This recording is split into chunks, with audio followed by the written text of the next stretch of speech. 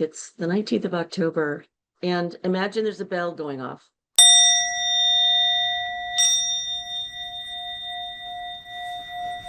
Okay, it is Sunday. Let's get started with the prayer that Brian gave to me. Not the prayer, sorry, the opening reading. One is either on the spiritual basis or she is not. For there is no halfway house in this. You are on the spiritual basis. If you definitely give all power to God in the most literal, practical, and matter-of-fact sense of the phrase. If you really believe that prayer can do anything. If you really believe that your happiness and well-being are vitally important in the eyes of God. If you realize that whatever ideas and beliefs you accept must be expressed in your surroundings and in all your relationships and activities. If you try to see the presence of God everywhere. If, in short, you understand that you are in a mental universe and things are thoughts, and that one's life history is fundamentally life's expression of her belief about God. I object to part of it and agree with part of it. I don't know about you guys, but what I'm talking about tonight, what I'm introducing you about tonight, and hello, Star Child. Hi, Janet. I think it's going to be thought-provoking. I think it could be even calming and soothing, and this is my hope. So I was talking to Teresa earlier today, and I said, I don't even remember what the title of my talk is going to be. I was talking to Brian, and he had mentioned 3 words. I don't remember the 3 words. And for some reason, it made me think of Sounds of Silence. He said, well, do you want to call it that? I said, sure. So Teresa said, well, why don't you make it be about meditation? Because that's what I thought you were going to talk about. And I said, perfect, because that's what I've just gotten back into. And honestly, I've never been very good at meditation because I needed some information I didn't have. I needed to know why I was meditating. What was the goal? It's just how I roll. I've got to understand things. And there were lots of people who would teach different kinds of meditations, focus on a candle, do a mantra, all different kind, focus on your breathing. And I found that I wasn't getting anything out of it, that I didn't understand what I was supposed to be getting out of it. And it just frustrated me. It didn't put me into a flow of feeling like I was one with my divine spirit. It didn't make me feel like I was helped by it in any way. And so I said, well, if it's just feeling not great, why would I keep doing that? It must be something that I don't have to do right now. So I let it go for many, many, many, many, many, many years. Also, I know that there are other people who have gone to Amachi and said, I don't meditate, but I'm a professional dancer, and Mother has said to them, you're meditating. When you are in alignment with that which gets the flow of your energy untrammeled, unblocked, and you're not judging yourself, and you're not so busy in your head that you can't experience something, you're at least in the right house, shall we say. Now, not too long ago, I mentioned this last week, I was introduced to, by chance, to a man whose name is Bill Donahue. Bill is now 91 years old. He's living in a home of some kind, and his wife just passed 2 years ago. I have found an entire culture of people who are thrilled to follow and watch all of Bill's teachings, which are all free on YouTube. He takes the Bible and he shows you what's hidden, the hidden meaning, the hidden meanings in all of it. And to put it in our layman's terms, it's that everything in the Bible is an allegory. It's actually said in the Bible that it is an allegory. Paul says it's an allegory, which means it is something that represents something else.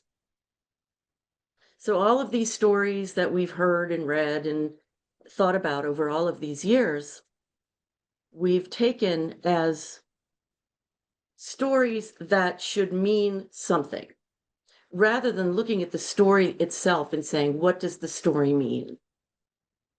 Now, why is this important for meditation?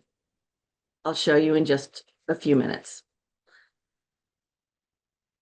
If I look at meditation as this is going to get me to the place where I'm going to be able to connect with God, then I've got an awful long wait, don't I? I'm waiting for enlightenment. I'm waiting for some kind of experience. And I will say things like, I didn't have a good meditation today. My mind was too busy today. It was not a good meditation. Well, Bill explains things in a very, very different way that make sense, that are in alignment also with physics, with science, with the structure of our bodies. It's pretty fantastic. Now, it occurs to me that in my almost 40 years of spiritual questioning, growth, and seeking, one of the things that has occurred to me over and over, and I'm non-religious Jewish, right? Like I came up in a non-religious Jewish house, and yet still, I was more indoctrinated in Christian sort of dogma than in anything. It's just the culture that we live in, and the fact that we were not religious. So I wasn't surrounded by religion coming up. And the one thing that Jesus says is that the things that I can do, you can do, and you can do them even better than me. Well, how many thousands of years ago was that? And how many people have done what he did? And how many people have actually defined what it was that he did? We tend to rely on the meaning that we come to in the Bible instead of saying, what is he talking about? Is he talking about being nice? Is he talking about being angry and throwing people you don't like out of buildings? Like, what is he talking? What does he mean? The things that I do. And when Jesus said,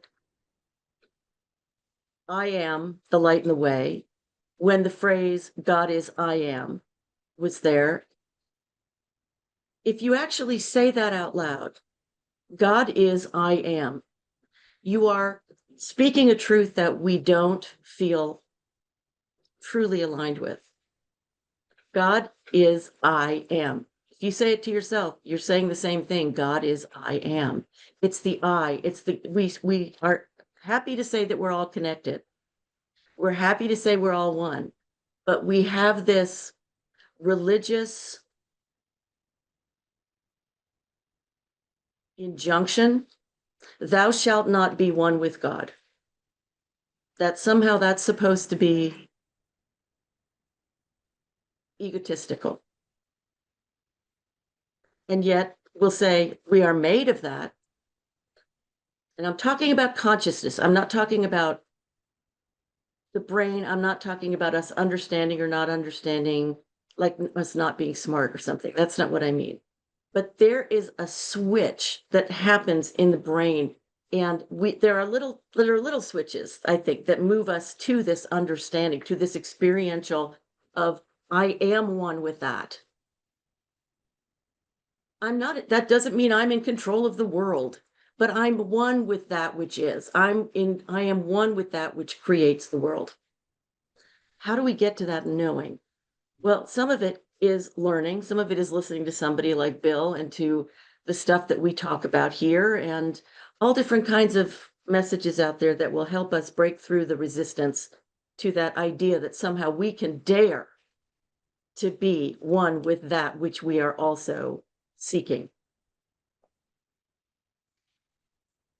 Bill talks about the fact that in Genesis, and forgive me, I think I said this last week, but I'm going to repeat it if I did, that in Genesis, God says that that God created man, meaning human, not meaning male. God created man in our image. He says in the Bible, it says, in our image created he him, male and female, created he them. So he created the human. And if you look at later on, when we've got Adam and Eve, then you're like, but wait a second, wasn't woman already created? Yeah, absolutely. So the Adam and Eve thing is actually, if you look at it from a different perspective, which I will leave to you because that's not what this talk is about. But if you look at it in a different, in a different perspective, then it's about the mind and the emotions. Adam is the mind, Eve is the emotions. And the snake is the kundalini. It's the energy.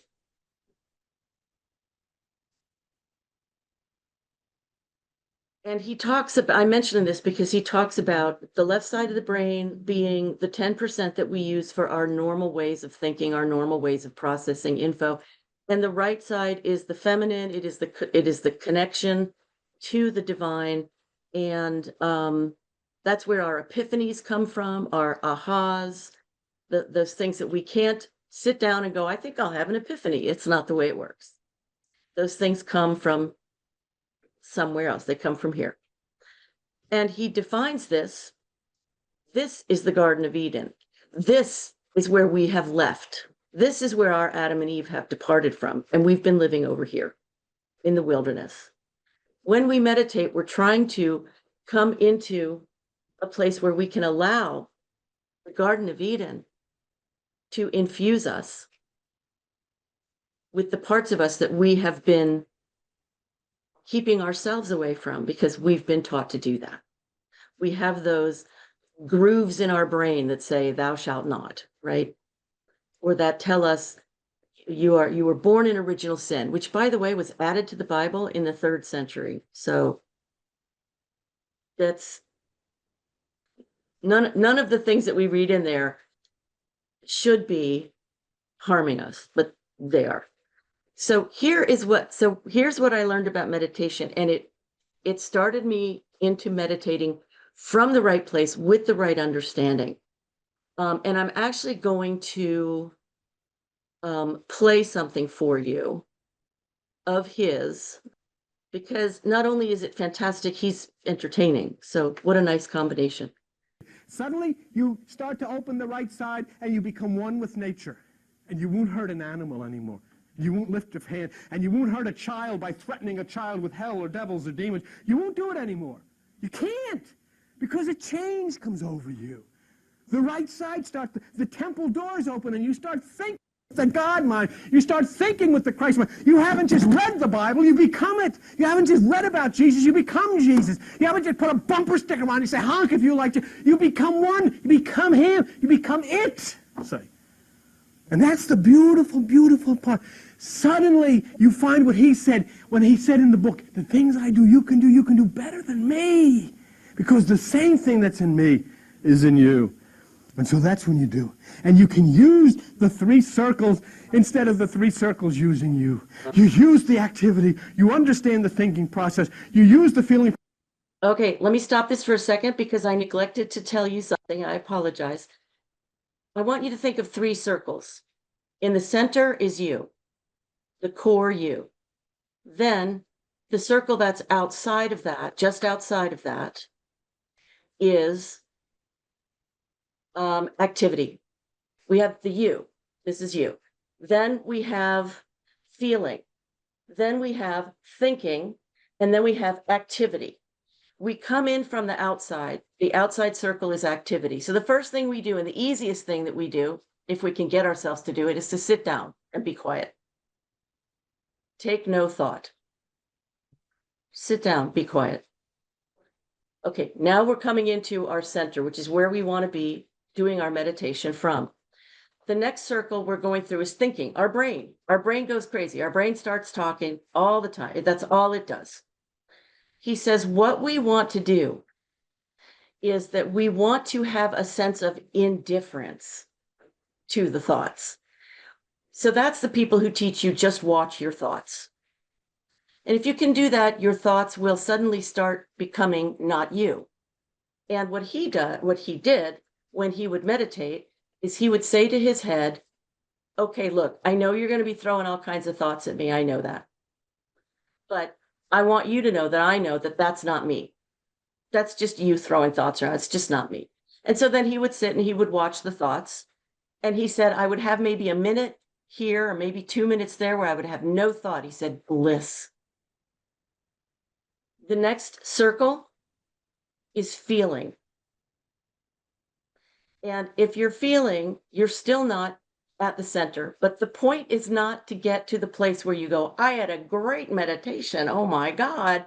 I saw stars and I saw this and that. And it's the way that you measure whether your meditation is good is what has it done for your life? What has it done for the quality of your life? Have you come through something that you never thought you'd get through? Have you suddenly been offered something that you didn't even have to go look for? And you're like, I can't even believe I got to do this. We cannot judge the success of our meditation from did we get the reward that we're expecting. It can change your internal sense of who you are and how you can live your life and the quality of your life. And that's really cool. So one of the things is, you know how people will sit in a lotus posture when they meditate? There's actually a physical reason for that. It's about if you're holding your hands, like this, and you have your legs crossed, what you're doing is you're creating a circle of energy within your body that starts to raise your energy, and it also starts to raise the kundalini. And that is actually bringing you into becoming more and more the center of your consciousness. That's the purpose of the lotus posture, which is very interesting to me. Okay, let me go back to what he was saying. And that's the beautiful, beautiful part. Suddenly, you find what he said when he said in the book, the things I do, you can do better than me. Because the same thing that's in me is in you. And so that's when you do. And you can use the 3 circles instead of the 3 circles using you. You use the activity. You understand the thinking process. You use the feeling process to get into the center instead of letting the feeling and the thinking and the activity control your life. That's the key. That's the point. You use your mind instead of your mind using you. Right? There, see, in other words, you become the driver. Instead of the vehicle driving you, you drive the vehicle. You direct your destiny instead of allowing chance to direct where you will wind up. And yet I'll tell you something. When you start creating out of meditation, things happen. All of a sudden, it's not that you say, I'm going to do this. All of a sudden, the opportunity is there. And you say, you know what you do? You say, I never thought I'd ever be doing this. I never thought I'd ever be doing it. I never thought this would ever happen. Not in a million years would I have ever thought this would ever happen. That's what you're saying on the television with the guy signing with the Palestinians, and he's saying, I never thought I would sign such a thing like this. It's important to know the 3 circles so that the meditation is not just when you come to the longer meditation time. Everything becomes a meditation. Activity becomes a meditation. Thinking becomes a meditation. Feeling becomes a meditation. You want to have a meditation? Go to Atlantic City. Go to a casino. You won't think of anything. I mean, you're transported into an entire different world. And you feel good. You get caught up in all of it.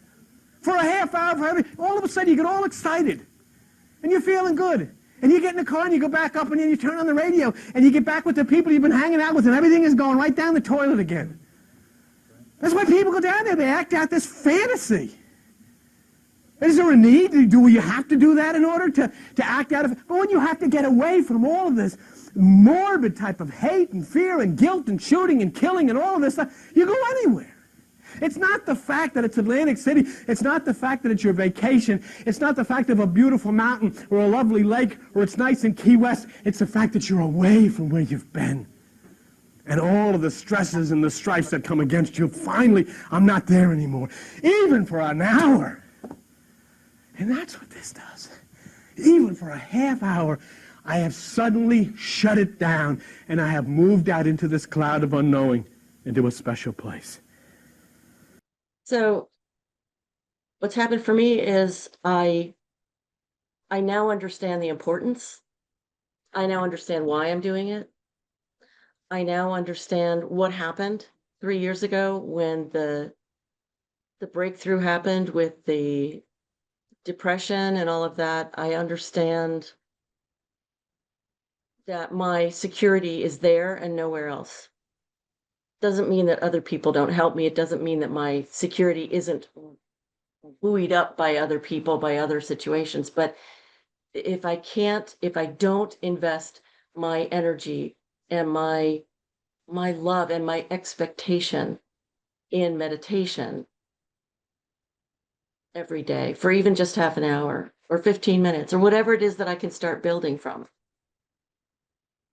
I'm wasting an incredible gift that once this comes online, once I'm doing this, what it does is it impacts your um, pineal, and the pineal is really the third eye. So if I really want to live in a deepened knowing of who I truly am, then meditation suddenly is something I'm able to do because I understand that it is directly connected from the divine that I love so much to the human that I live in so much. Does anybody have a thought, a comment, an argument? Anybody have anything to say? Yeah, I just wanted to say after I listened to your service last Sunday, I then listened to several of the videos by Bill, and it was just it's not like I had never heard a lot of the things he was talking about, but it just really made it very clear. It wasn't just my thoughts or my interpretation from various books or whatever I'd read. You know, it was someone else believed it also, and really had a strong foundation to support those beliefs, which I already had. So I enjoyed it. I intend to watch more of his videos. That's awesome. Yeah, that's the thing that I absolutely love about Bill. He's not giving you opinion. He's basing it on science, on the Bible's own words. He looks up the words to see what the words actually mean, like historically, like what they mean. He delves into astrology, into numerology, and physics, like the whole thing. It's backed up. That's what makes me excited because now there's a firm ground to stand on. Teresa, were you going to say something? Okay. So I really like the thing about the circles. That makes a lot of sense to me. Um, and I like what you said about Alma said that when you dance, that's like meditation too. And when I meditate, I go for a walk and I look at nature. And of course, the mind is racing about God knows everything, that I don't want to really think about. I want to be like he talked about the going to the casino. I don't like to gamble, but I like I play the little game where I name 5 things I can see. So I'm walking, I see the beautiful blue sky, I see the green trees, I see this, I see that. Then I name 5 things I can hear. And then I name, I can hear the sound of the crickets, I can hear the traffic, I can hear my feet crunching in the leaves. And then I name 5 things I feel. I feel the sun on my face, I feel the wind. And I do this, and then I go to 4. I know I've explained this to you lots of times, Lori. And then I go to 4, 3, 2, 1, and I swear by the end of it, I'm so much calmer. I feel so grateful and close to God. And I think I'm more into the feeling, like maybe closer to that place where you said there's no thought, there's just feeling.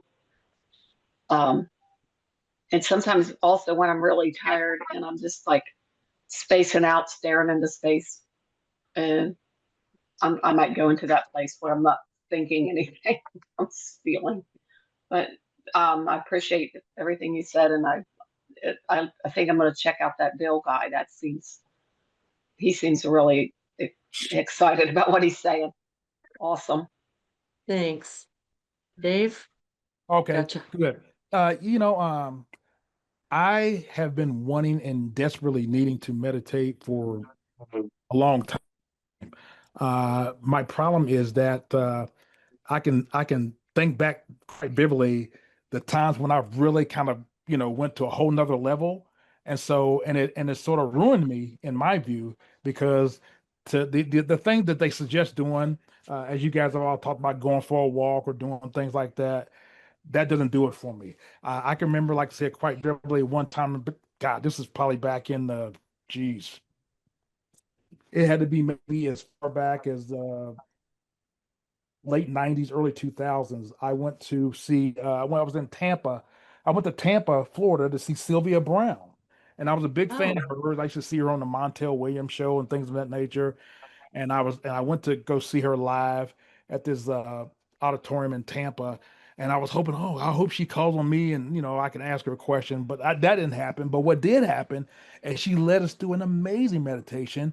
And I saw what I thought was my deceased father, but I now come to figure out that I either saw like my higher self or like I don't know. I saw a higher being, but I sort of connected to my father who had died, a couple years earlier. Any rate, I came out of that so moved. I was like in tears, and I had a glow about me that was like it was just amazing. So anyhow, the long and short of it is that every time I try to meditate after that, I wanted to reach that level and have that feeling. Even though I didn't even fully comprehend what I was experiencing at the time, I knew I went to a whole nother level, and I've been trying to get back since then. So as a result, anytime uh, short of that, which I have every time since then, it's sort of like it's dissuading me from even trying to attempt it. So, but I know that I desperately need it because everybody from Abraham Hicks to in any number of people that I listen to on YouTube and things every day, they all say that, oh yeah, you got to meditate. Michael Bernard Beckwith, anybody, all yeah, everybody, and they talk to me of the importance of meditating, and that all led to their various breakthroughs. And I desperately been looking for that type of breakthrough, but I just don't seem to have the discipline or the patience to kind of get into the practice so I can get to that level. So I don't know. I got some work to do, in other words. I don't think that's, I think I put into the chat the video that we just watched. I don't know, it's 45 minutes long or so, but what he talks about is exactly what you're talking about, where he says, it's really not about those high states. It's really not about all of that. It really is, you're, you're, But you're I going love those to, higher states. we all do. I know. I know. Yeah, I've been in one too. I was in one where I fell to the bottom of my being. I didn't even expect to be in meditation. I was going to see Amachi, and I suddenly dropped to the bottom of my being, and it was as if I were deeply underwater, and up above me I could see like little black specks that were my thoughts. And if I chose to, I could go up and check them out, but I didn't. I just sat in silence. I would like to have that a lot. That'd be great. But the thing is that we don't, that the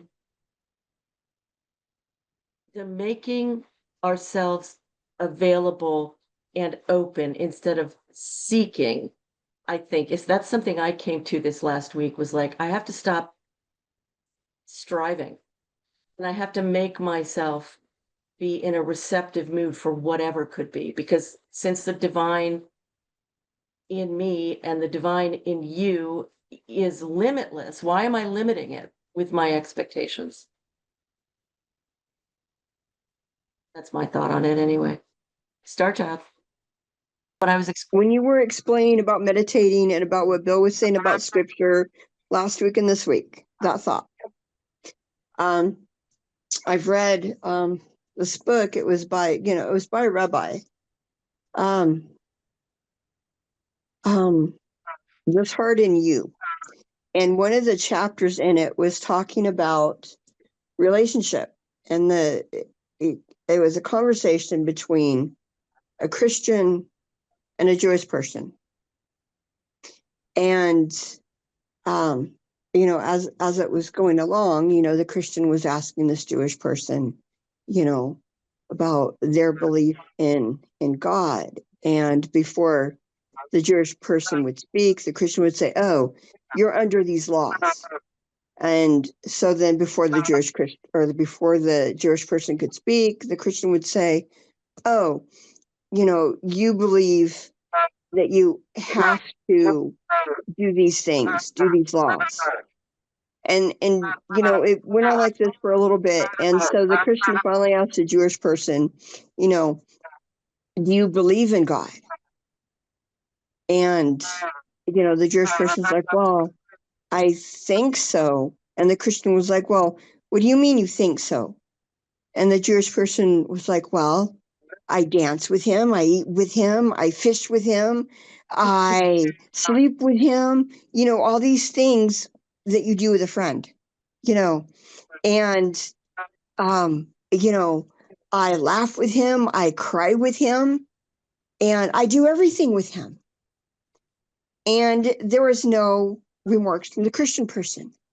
And I thought that was kind of ironic because the Christian person went into this conversation with these preconceived ideas.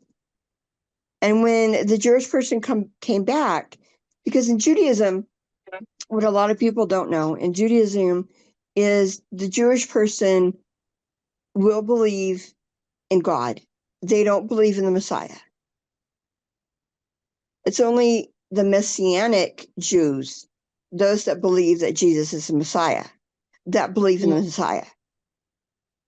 Okay. So any Jew you talk to, whether it's secular or religious or any Jewish person, they will tell you that I believe in God. So they have a relationship with God, with Yahweh, with Jehovah, with whatever, whoever they choose to call him. And so a Christian, they believe in Jesus. So they don't have the relationship with God. They have it with Jesus. And so for this Jewish person to say, basically he's my everything, which is what a Christian says, the Christian person did not have a thing to say. So it was like this Jewish person is like, I'm connected to the divine. I do everything with the divine. And so when you were explaining about meditation, about the circle, about the core, about the thinking and the feeling and the activity, that's where I believe we should be with the divine, whether, it's God or the goddess or the universe, whatever it is to us, where we can find that feeling of, I just be there.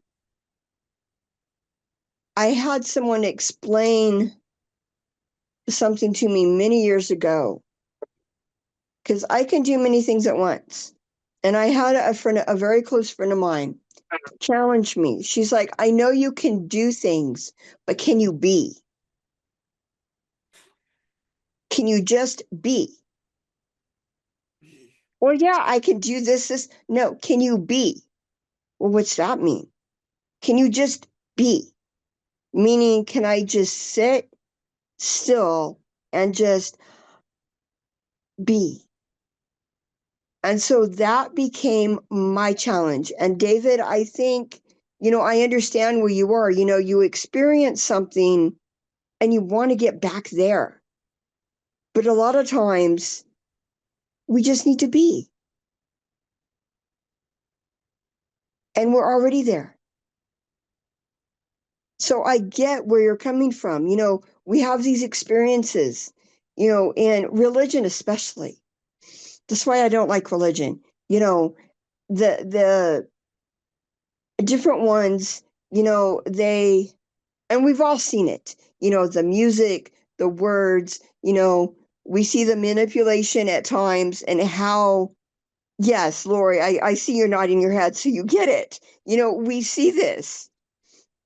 And that just turns me off. But we seem to go to nature, as I don't remember the gal's name that was sharing, that thing that she did, the 5 things that she could breathe or think or, feel. We get in nature and we feel better. Why? Because there's no manipulation there. We're just in nature being. We're hearing nature.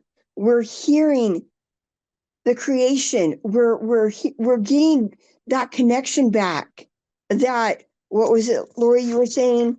That the right side of the brain back. So yes, it's amazing when I can, Eckhart Tolle, I don't know if you're familiar with him, but he teaches kind of the same thing that you were saying that Bill Donahue does, but in a different way. So, I mean, all these wonderful people, they bring us back to this connection. So, thank you for, allowing us in that, that feeling of being able to breathe and feel that again.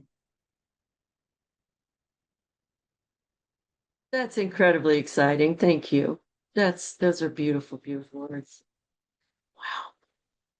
All right, guys. Wow. That just lit me up.